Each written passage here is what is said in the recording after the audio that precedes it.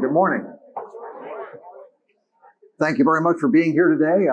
I am Dave Peterson, retired pastor of Memorial Drive Presbyterian Church out on the west side in Houston, and glad and privileged from time to time to be a part of these Sunday morning class sessions. Talking about storm stories that we started last week with a storm of anxiety that was an issue for the Old Testament prophet Elijah. And now we'll move today to the storm of willful disobedience. Actually, as I mentioned last week, I should have been a weatherman. I've always been fascinated by the weather. And I think particularly hurricanes. We moved here in 1995. I came here from Western Oregon. We didn't have storms like that there, so I was kind of excited the first time one came. Now, having been through a couple of them, I'm not quite so excited as I was way back then. Kind of interesting to me, at least, that they started naming hurricanes in the early 19th century, and they named them after saints. And I'm not sure exactly why. I think they named them by the saint closest to when the hurricane happened, or maybe they just ran out of saints. But pretty soon they started naming them after women, which is sort of interesting. It wasn't until 1979 that they began. I guess a lot of us know why they started naming them after women, but 1979 they started to mix women and men's names together, and since 1954 they have been retiring storms that have been particularly significant. And I thought it was interesting. The list includes currently Tropical Storm Allison, Hurricane Rita, Katrina, Ike, and Harvey. All those are storms that we've had some experience with here in Houston. And really, when you think about it, that's just a 25-year period of time. So this is reality for those of us who live in this part of the world. So just to get you in the mood, I thought it'd be a good idea to give you a feel for a storm. This video and an interview, I reckon there's a story. Yeah?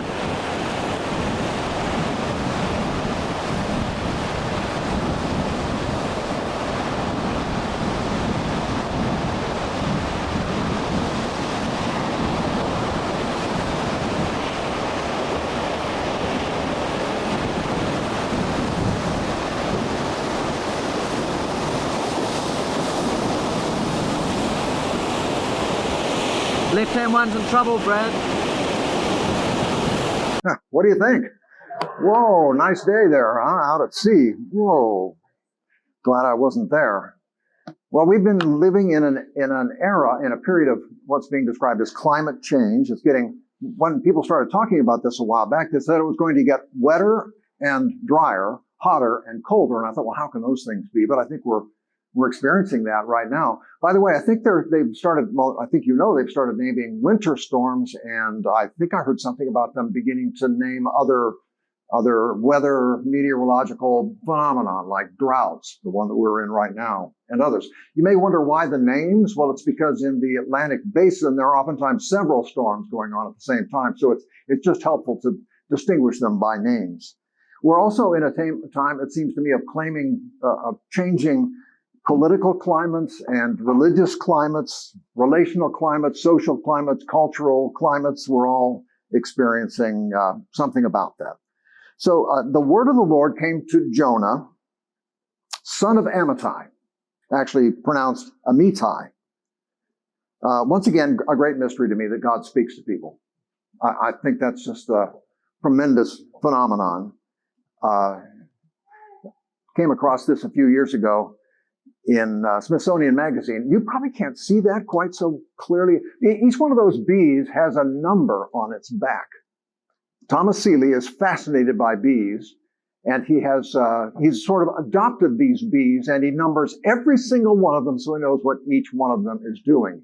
And what Thomas Seeley did with bees, God has done with you. Put a number on your back. God knows who you are, knows where you are, knows what you're doing. As Russ was saying in a wonderful sermon this morning, God is aware of us in every circumstance in life. So you got a number on your back. I know I do. And I can't really explain this. I don't know how it works, but I just know that it does work. When we were trying to decide whether or not to move here from Spokane, Washington to Houston, Texas in 1995, every weekend, Presbyterian system is a free enterprise system. You go after anybody you want, and the pastor is free to go wherever he or she wants to go. So this committee from Houston, Texas, they decided that they wanted to pursue me. So over the course of a month, they sent one quarter of their committee to Spokane, Washington each weekend for a month, just to hang out with me. And it was an interesting experience because when they were here, I would get to the place where I would think, I think maybe I could do this. But then when they'd leave, I'd say, no, this is my home. These are my people. This is what I love. So we went through this over and over again. We got through 4 weeks. I'm still trying to figure out what to do. The last group came in on that last weekend. We're going to lunch at some nondescript restaurant in Spokane. And I order a Diet Coke, and it's delivered with a straw in its wrapper. And when I picked up the straw in its wrapper, I noticed printed on the wrapper. Have you ever looked at the print on a wrapper? It's pretty tiny. But for some reason, the letters were like this tall. It said, Cisco, Houston, Texas. And at that moment, I knew I was in some amount of trouble. Later that same day, I'm driving home. It's in the evening. Stopped at a stop sign. The car in front of me has a license plate from Texas. Now, I don't think there have been more than 2 or 3 people that have ever been in Spokane, Washington from the state of Texas. How that happened, I don't know. Anyway, that's how that goes. It also happened to me again the other day. I was supposed to give the invocation at the Memorial Assistance Ministries luncheon this last Thursday. And I received the invitation, and I looked out. It's going to be at the Westin Hotel, and so okay, great. I'm all ready to go. Terry's with me, and just at the last moment, a little voice said to me, "Why don't you just go back and check that location one more time?" Well, why would I have to do that? I've been to 1,000 things at the Westin. Well, it wasn't the Westin Galleria, which is the only Westin hotel and I'd ever gone to stuff like this in. It was the Westin Memorial City. If I had gone to the Galleria, I would not have been in the place I needed to be when it was time for the invocation at the Westin in Memorial City. I don't know how these things happen. You just get this kind of inkling. I mean, do you know how many people are in the world right now? 7.98 billion people. God can speak 7.98 billion languages, including yours. So the word of the Lord came to Jonah. God's been doing this in his strange and obscure way since the beginning of time. So the word of the Lord came to Jonah, son of Amittai. Just a little background on Jonah. And we got to go back to Elijah for a little bit for this. You know, Elijah was wandering around in the wilderness, spent a lot of time in the wilderness. He came to a certain village and he was hungry, and there was a woman outside the village who was gathering up sticks.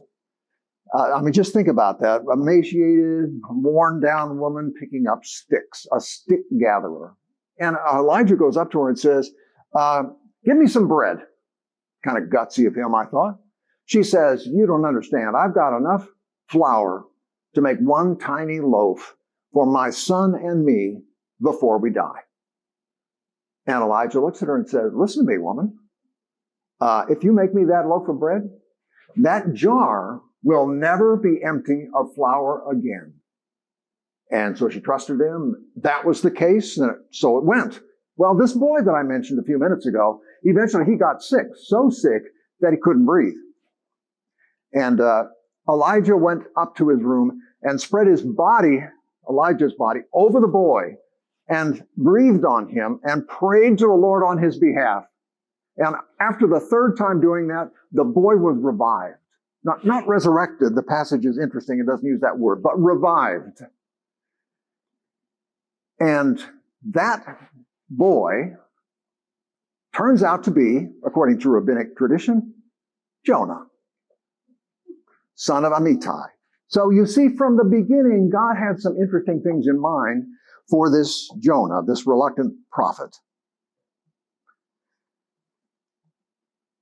Go at once to the great city Nineveh and cry out against it. Well, Nineveh was one of the greatest cities in the ancient world, but it was also known for its perversions, its violence, its wickedness. But I just want to pause for a second here and say, God cares about pagan people.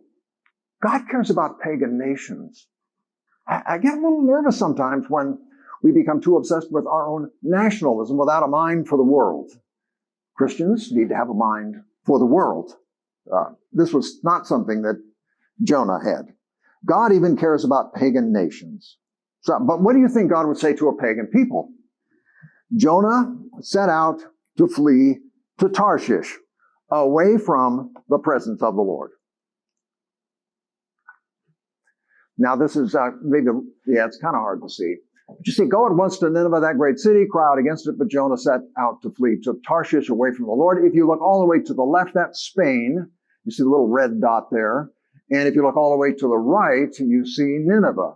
And Israel is about, just a few clicks away from Nineveh, but it's a long ways away from Tarshish. But that's where Jonah chose to go. Now, it's interesting to me that Jonah does not debate with God. I mean, he doesn't check in with him and say, these people are bad nasties. He just leaves. I mean, it's just a case of willful disobedience. This is God who is speaking, and he goes the other direction. Reminds me a little bit, you probably heard this story about the law student who showed up in the law class one day, and he was unprepared for that session. Then wouldn't you know it, that's when the professor called on him to give an answer to a certain legal question. And he made up an answer the best he could. He hoped that it would be passable. The professor said, "Are you aware that the opinion you've given is contrary to the opinion of the Supreme Court of the United States?" And he thought for a moment. He said, "Well, they're entitled to their opinion, and I'm entitled to mine." It's kind of that way with us. We're entitled to our opinions. I see this a lot these days. Driving around. The other day, as a matter of fact, I was at the corner of Silver and Memorial Drive, if you can picture that place. It's the Silver dead ends into Memorial Drive. At this point, if you're in the right lane, you turn right. If you're in the left lane, you turn left. But it's a really long signal. Well, I'm at the front of the line waiting for the signal to change. A guy comes up in the right-hand lane, and before the light even has a chance to change, no car coming that way, no car coming that way, he just turned left in front of me and went on down the road. And I said to myself, I guess traffic laws are just optional. It's a matter of your opinion. So why would Jonah refuse to go where God told him to go? Maybe he had other plans. I mean, maybe he had a niece who was getting married. Maybe it was fear of personal danger. I mean, God is telling him to go to a pagan nation, an enemy nation of Israel, and preach to them about God. I think Jonah had good reason to have been afraid. Maybe it was another kind of fear. There was a fear of failure. But as we shall see as the story progresses, he didn't go for none of those reasons. He didn't go because he knew God would have mercy on them. And he couldn't stand that. So Jonah's looking for a place to be free from God, a God-free zone. A place where you don't have to be merciful. You don't have to be kind or helpful or obedient. I know I talked to you before about this bad habit I have. I'm not a natural born serving person, and so I try to discipline myself when I go into public restrooms. It's my job to clean them up. I don't know why I chose that, but it's what I chose. It's really disgusting a lot of times, and but if I could just get to a God-free zone, I wouldn't have to worry about that stuff. You know what I'm talking about? As God's chosen, holy, and beloved, clothe yourselves in compassion, kindness, humility, meekness, patience, forbearance, forgiveness, and love. If I was in a God-free zone, forget about that. You know that, I think I've mentioned this to you before, the Hebrew proverb that says, before every human being goes an angel announcing, behold the image of God. You know, that angel goes in front of you, goes in front of every person you will meet. And see, if I could just get to a God-free zone, then I wouldn't have to worry about that sort of thing. Bruce Thielman, one of my favorite all-time preachers, from the last century. He wrote this: "There are a lot of folks who have planned their lives out very carefully. Nice little job, nice little marriage, 2 nice little kids, a nice little boy, a nice little girl, nice little retirement plan, nice little house with a nice little 2-car garage with a nice little car in each half of it, nice little place to go in the summer, or if you prefer, a nice little place to go in the winter. You know what the end of that story is? It's a nice little hill with a nice little mound upon it, and a nice little stone at the top of the mound with your nice little name on it, and a few nice little dates underneath. You know what will have happened? You will have pampered yourself into mediocrity when you could have forgotten yourself into immortality." Frankly, I could lean in the direction of mediocrity, to have my nice little world, but it is a well-known, well-proven fact that letting God into your life presents major complications. So, the story continues for our friend Jonah. First point: willful disobedience creates storms for others. It's not just all about you. "But the Lord hurled a great wind upon the sea."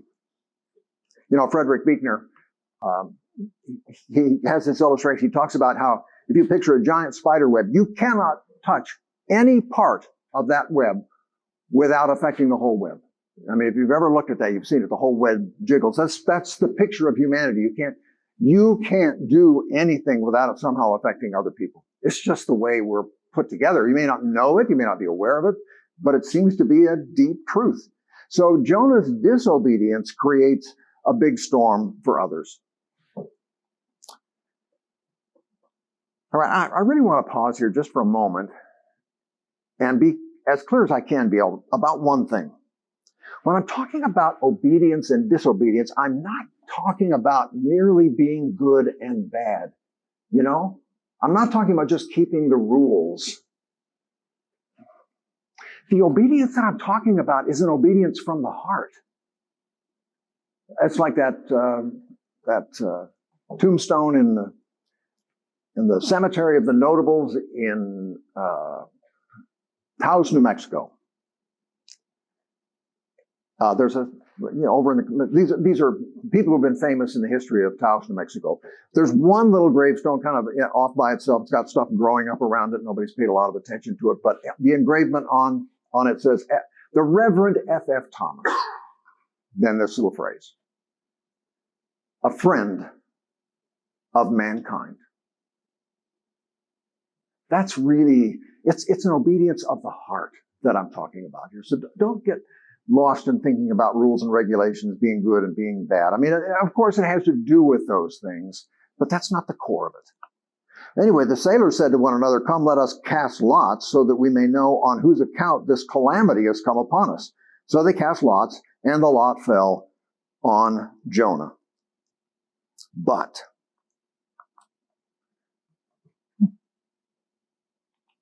Jonah was asleep in the bottom of the boat. Very graphic picture of his indifference. Apparently, Jonah thought he was home free. Apparently, he was at peace with his decision to live in his God-free world, not to go to Nineveh or to cry out against it. It reminds me, it's just such a great illustration of this. I think often about the man who was flying out of the Atlanta airport, busiest airport in the world. So he and his son arrive. They go through security. They're at the gate waiting for the plane. When he realizes he left his phone on the parking shuttle. So he checks his watch. He says, "Well, if I make really good time, maybe I can get back there and pick it up." So he sneaks around security to get out and then back in. And it was picked up. Some of the security people saw it happen, and they automatically assumed we got to lock down the airport. Something's going on. They shut down the entire Atlanta airport. And this guy's walking around thinking, "I wonder what's going on here." And he didn't even find his phone. You know what happens when you shut down the Atlanta airport, the busiest airport in the world? I mean, you have an impact on global transportation. I think there were people in that airport that day who probably missed weddings, missed funerals. People there who missed important business deals. People who have been planning on a vacation, a trip here or there. And now it wasn't going to happen because they missed the connection. And here's just this guy doing the wrong thing at the wrong time. Apparently an innocent little thing. But, anyway. So I do think a lot about this event. Remember this event at the Academy Awards? Chris Rock is the one on the left. He was the MC. And he made some wisecrack about Will Smith's wife. Will Smith's the guy on the right-hand side. His wife suffers from a condition where she's lost all of her hair, so she's bald. And Chris Rock makes some some smart aleck comment about her head. And Will Smith comes up on the stage and slaps him. And it was sort of the slap heard around the world. And I don't know, it's probably just me. I need to get over this. But Will Smith, he's been great about it. He's apologized to everybody he can find to apologize about it. He's been kicked out of the Academy Award group for 10 years. He's paying a big price for this thing. I just haven't ever heard Chris Rock say, "I'm sorry, Will. That was a crummy thing to say. I'm sorry I said that about your wife." He never said that. I picture Chris Rock asleep in the bottom of the boat without knowing the storm that's going around the outside. So, again, just another way of saying it's just important to understand how our actions have an impact on other people's actions. Or how about this fella? Remember him? Bernie Madoff, 20-year Ponzi scheme, stole $64 billion. That's not million, that's billion, $64 billion from thousands of people. And not only that, but his life and his family life turned in chaos when this thing was revealed. He was eventually sentenced to prison. He died in prison. One of his sons committed suicide on the second anniversary of his father's arrest. Another son died of cancer. His sister and her husband died a murder-suicide pact. I mean, the waves just kept going out and out. Elie Wiesel, the historian and writer, he was so impressed when he met Bernie Madoff that he took his entire foundation money, $15.2 million, and gave it to him and lost it all. As part of that foundation, there were 1,000, just as a for instance, there were 1,000 Ethiopian orphans who were being cared for in Jerusalem because of that. And then it went away. And, Elie Wiesel, decent guy, my God, he says, didn't he think? Alex Jones, how about that one? On trial right now. He said that event, the killing of all those children in Sandy Hook, was a Hollywood stunt, fabrication. We're living in such a weird time right now where people say all sorts of strange things, truths and false truths, and et cetera, et cetera. Recently found him liable for almost $1 billion. But the thing that impressed me was the impact that his radio broadcast out to tens of thousands, I don't know, millions of people maybe, how it's impacted the lives of the parents of these children. Having the graves of their children, having people urinate on the graves of their children and send them poisonous letters, et cetera, et cetera. It's hard to imagine. Maybe you saw the news with one of the mothers on the stand. She said, "I am real," she says. "My son was real. I held him." So you see, our failure to have our hearts turned in the right direction has a way of creating storms for other people. Then the mariners were afraid and each cried to his God. They threw the cargo that was in the ship into the sea to lighten it. Jonah's unwillingness to do the right thing created a storm for these sailors, including the loss of the cargo. Now, I don't know who's going to pay for that, but it was an expense. Somebody had to pay. And finally, Jonah woke up and he said, listen, it's not your fault. Maybe you remember that scene from Good Will Hunting, a movie from a number of years ago. I mean, I would have shown the clip right now, but it's just so kind of raw and not really suitable. But the story, the moment, is memorable. This young man played by Matt Damon, he's tormented because of his past. His life is in chaos, so he goes seeing the therapist played by Robin Williams, and they just sort of work through this stuff and work through it. And there's this moment in the movie where it's very intense, and Matt Damon is really on edge. And all of a sudden, Robin Williams just starts saying, he just looks at him. You remember? It's not your fault. And Matt Damon objects. It's not your fault. Objection. It's not your fault. Objection. It's not your fault. And with each one of those, they take a step closer to each other, closer and closer and closer, until finally he throws his arms around him. It's not your fault. And Matt Damon just begins to weep and sob. And it's a very touching moment. And so it was with Jonah on that boat that was being tossed like that video at the beginning in the waves. He said, listen, friends, it's not your fault. It's mine. So the second thing is that willful disobedience introduces all kinds of complications into our own lives.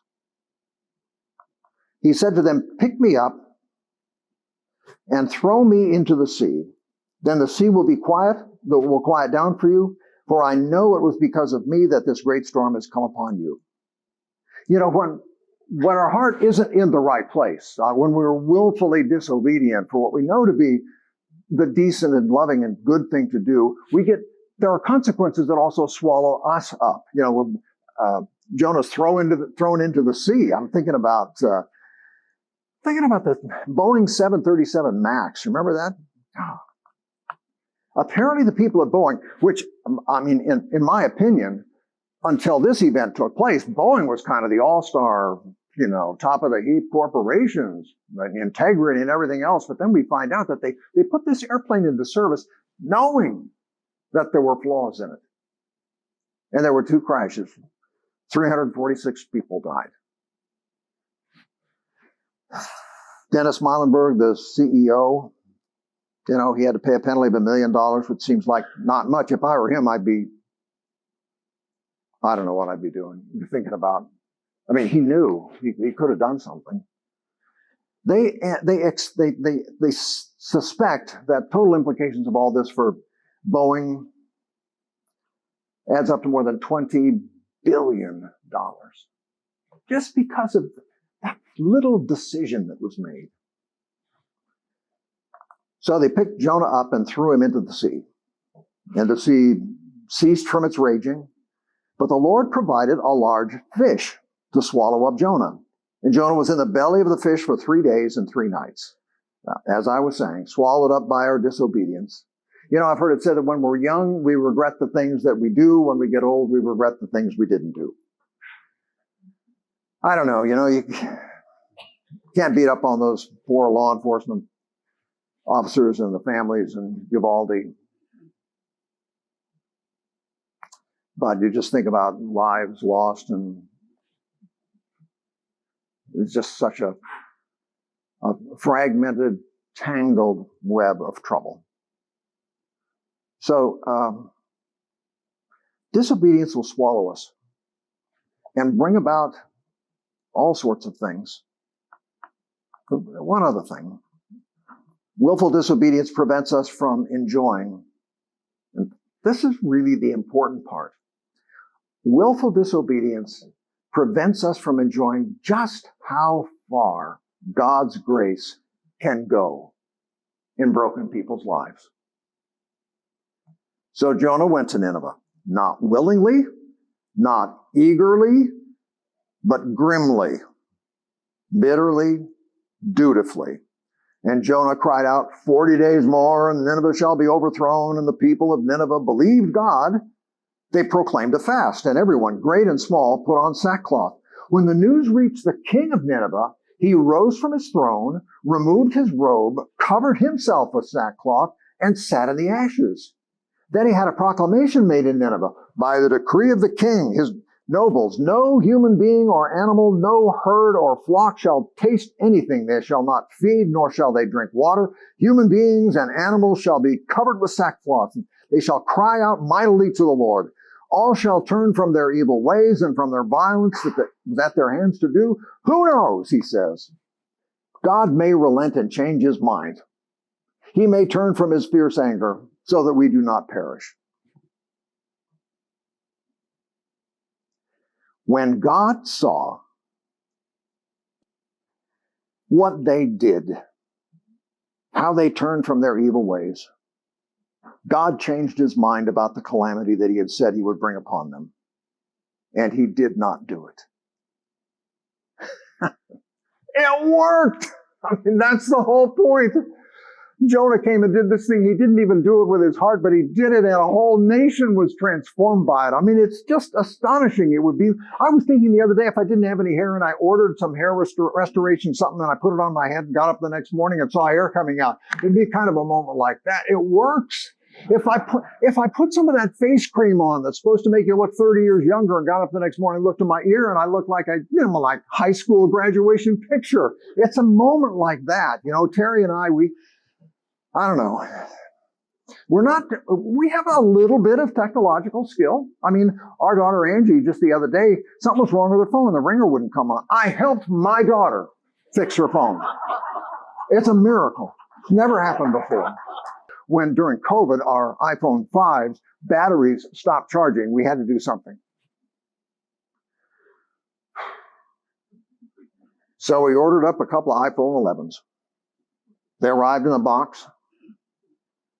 You couldn't go anywhere and do anything. It was hard of the pandemic. Opened up the box, looked at this phone, looked at that phone. It's the middle of the afternoon. I'm thinking to myself, well, do you want to try and make this work now? I thought, no, there's no way we're going to do this. We need a good night's sleep and, a hearty breakfast. So the next morning, I didn't sleep well that night because I kind of knew what was coming. Got up the next morning and had my breakfast. She went in one room, I went in another room. We looked at the instructions. Step number 1, put your old phone next to your new phone. I can do that. Got it. Step 2. I hollered at Terry in the other room. They left out the rest of the instructions. I've only got step 1. She says, that's all I've got. We finally figured out that was it. All you had to do was put the one phone down next to the other phone. And like some miracle, the information transferred. It worked. It was fantastic. It was something like that, I think, for the Ninevites. They repented from the least of them, we are told, to the greatest. Even, I don't know how this part works, even the animals repented. However, instead of being amazed, awestruck, joyful, Jonah got angry and sulked. But this was very displeasing to Jonah, and he became angry, and he prayed to the Lord, and he said, "O Lord, is not this what I said while I was still in my own country? That's why I fled to Tarshish at the beginning, for I knew that you are a gracious God and merciful, slow to anger and abounding in steadfast love, and ready to relent from punishment. And now, O Lord, please take my life from me, for it is better for me to die than to live." Oh, there's something wrong in here, isn't there? Well, Jonah's story has 2 endings. There's a happy ending, and there's a sad ending. The happy ending is for the Ninevites. They experience all that God can forgive and restore and renew and reclaim and reconcile. Where sin increased, grace abounded all the more. One of my favorite scripture passages. Think about that. Where grace increased, where sin increased, grace abounded all. You can't out-sin the grace of God. I don't know. If you're living in Houston, you have been here for a while, you ever going to forget this moment? In to try to close it on a Tuesday.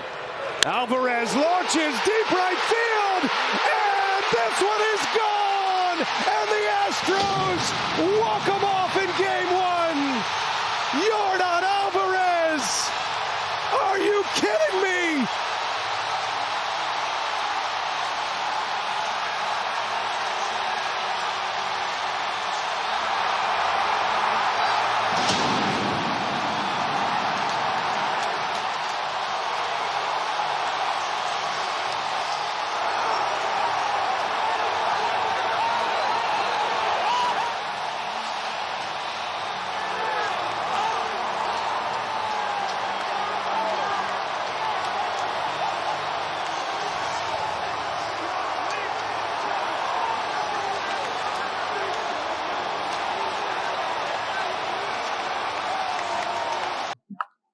Terry told me she's never really seen me act like that before. Like a rocket out of my seat. It was just spontaneous. It could not be contained. See, that's what I'm imagining it was like for the Ninevites. I mean, God's grace and mercy overwhelmed them. I think that's what it's like to get in heaven. You look around and you discover, oh my God, it's true. It works. That boy, maybe you saw the boy who's weeping. He's cheering. Just a few minutes before, they'd also found that little boy in the crowd, and he was weeping, and now he's cheering. The Mariners manager, Scott Service,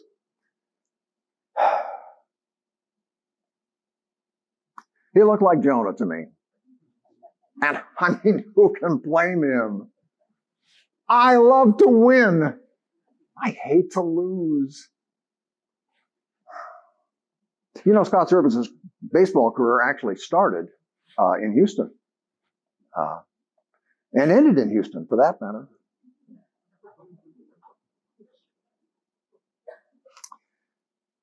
When the Lord restored the fortunes of Zion, we were like people who dreamed.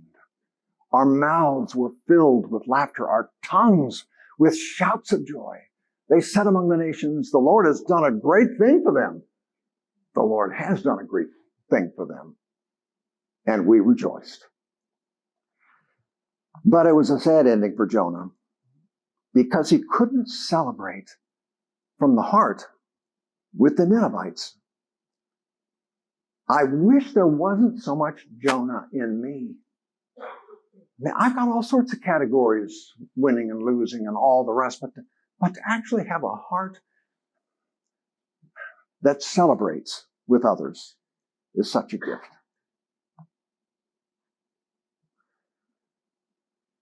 I don't know. Did you see the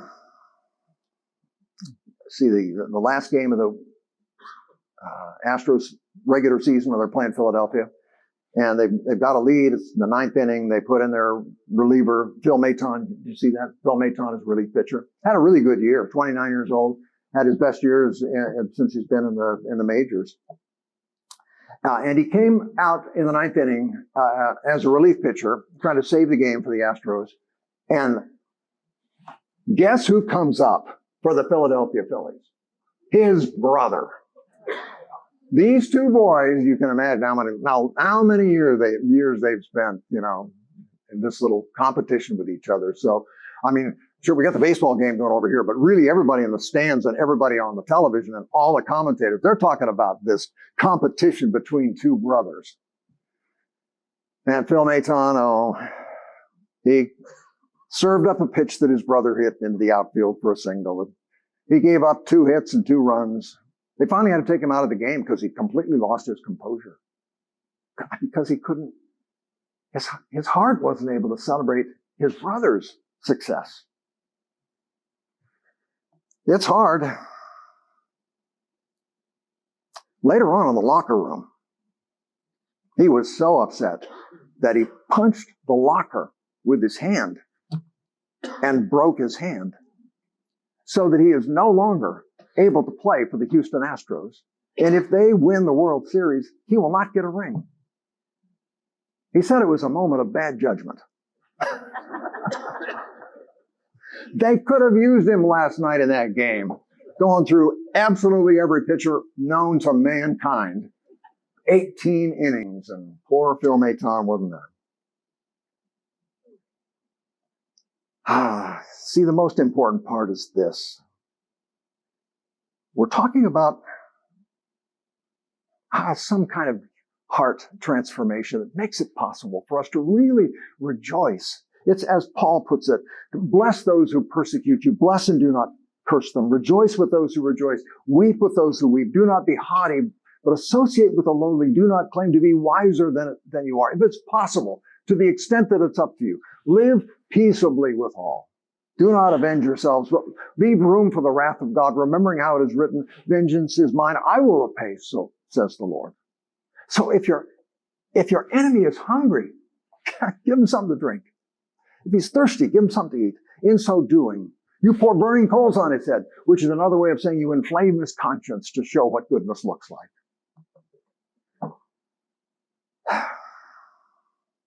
We ran into a friend of ours at this MAM luncheon. And she was on our staff at Memorial Drive when I was there. And I could tell she's carrying the burden. And at one point in the conversation, she said, I just weep for all those people who don't know Jesus. It was such a touching moment. I think she understands that the only hope for this kind of life that we're talking about right now is for somehow Jesus to get inside of our heart and begin to do a bit of a heart transplant for each one of us. Russ this morning mentioned Aladdin, the movie Aladdin. There's one little phrase in there, when Aladdin comes out of the bottle finally. When the genie comes out of the bottle finally. And he's having a conversation with Aladdin. Aladdin's doubtful. And the genie said, you've never had a friend like me. What a friend we have in Jesus. Well, I've been thinking a lot these days about something Ram Dass said. He said, in the end, we're all just walking each other home. That's who we are. And with a transformed, obedient heart, we make progress in our walk with Jesus and in our walk with each other. Trust in the Lord and do what is good, and you will enter the land and enjoy security. Take delight in the Lord, and he will give you the desires of your heart. Please pray with me. Lord, we can all make our confessions, I'm assuming here. We're all divided inside. It is hard for us to celebrate sometimes with certain people. It's just innately within us to find it difficult to experience this kind of transformation of the heart. But it's the kind of difference that transforms all of life. It gives us a life that really is life. It changes the day from one of competition to one of celebration. And I pray that you would help us to do that, maybe in our family somewhere, maybe in our working relationships. I mean, it matters to us to be deeply committed to walking the people around us all the way home. And I ask this in Jesus' name. Amen. All right, we will see you next week.